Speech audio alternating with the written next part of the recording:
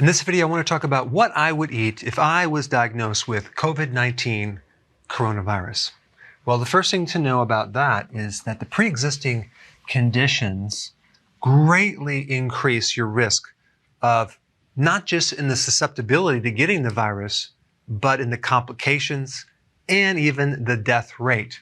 And I'm talking about diabetes, heart disease, high blood pressure, insulin resistance, and obesity. These are the big ones. There's other ones too, but all of these have a common denominator, high insulin. And I'm talking about diabetes type 2 right here. And there's a very simple way to deal with this, okay? What you do is you go on a low carb diet, okay? And we're talking the ketogenic diet, moderate protein, high fat. High fats in the diet are totally fun to do as long as you keep your carbohydrates low. And of course, I always recommend the healthy version of the ketogenic diet. I put a link down below if you want to know what that is and how to do it. Getting on the diet will greatly help support healthy insulin levels. Now, the other things I would do, I would start to consume food high in zinc. And I just want to say that anything I say in this video is not meant to diagnose or replace your medical care or provide a treatment for the coronavirus.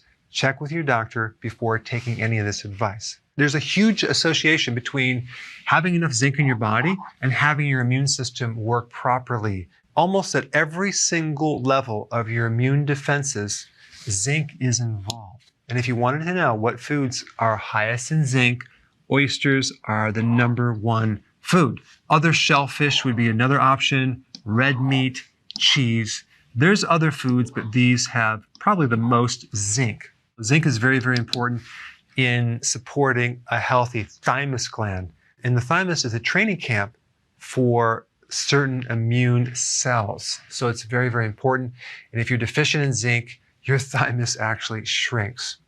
The next thing I would do is make sure I have enough vitamin D. You can get that in cod liver oil, salmon, fatty fish, but it's very, very difficult to consume foods and get the amount of vitamin D that you need.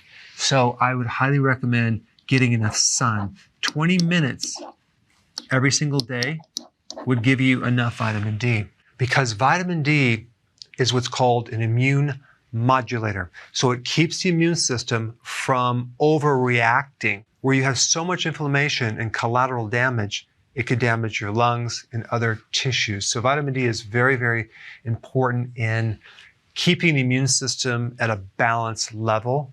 Certain viruses have a strategy of blocking the receptor for vitamin D. Taking enough vitamin D can actually override that, so you can keep that immune support at a high level. And then you have vitamin C, very important in supporting a healthy immune system, especially dealing with viruses. Leafy greens will give you a lot of vitamin C.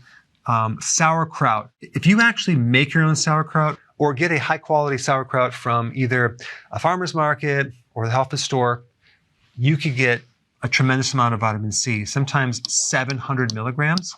And really all you need is between 70 and 90 milligrams as the RDA. Now, of course, that doesn't account for all types of sauerkraut because there's different versions, but I'm just talking at the high end. We're starting at 700, and it's probably going to go down from there. Berries are a good source of vitamin C as well. There's a lot of other foods that have vitamin C, but the more you cook foods or you can foods, you lose not just vitamin C and vitamin D, but zinc too. Canned foods will deplete the effectiveness of zinc by 85%.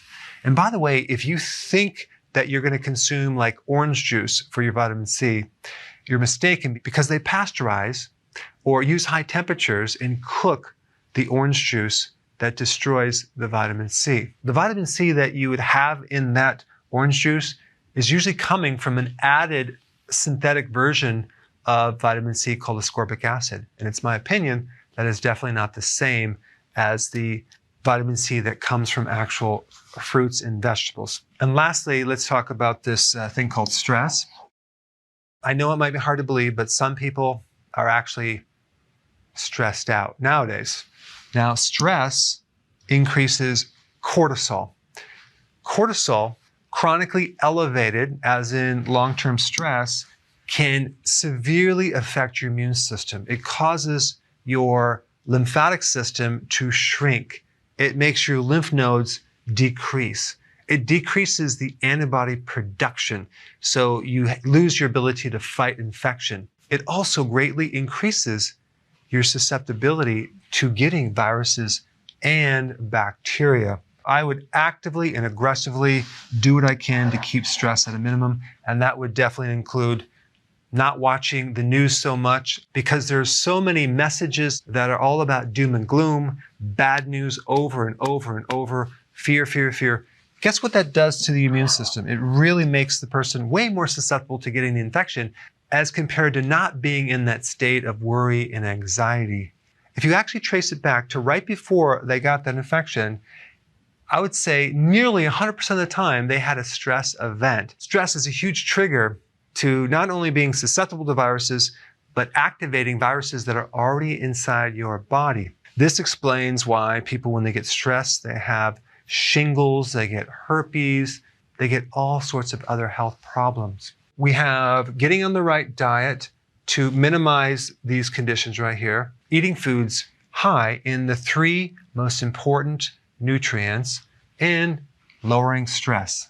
And lastly, if you haven't seen my videos on the nutrients or these conditions here, I put the videos up right here. Check them out.